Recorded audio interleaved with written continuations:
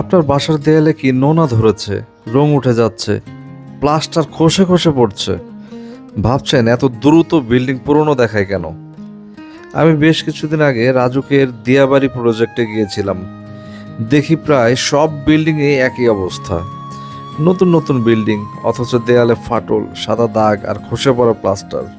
এই নোনা ধরা আসলে দেয়ালের ভেতরের পানি শুকিয়ে গেলে যে লবণ জমে ওঠে সেটাই। এর মূল কারণ হলো নির্মাণের সময় নিম্নমানের কাজ, সিমেন্ট বালুর অনুপাত ঠিক না থাকা, ওয়াটারপ্রুফিং ঠিকভাবে না করা, আর যেখানে দরকার সেখানে সঠিক ম্যাটেরিয়ালস না ব্যবহার করা।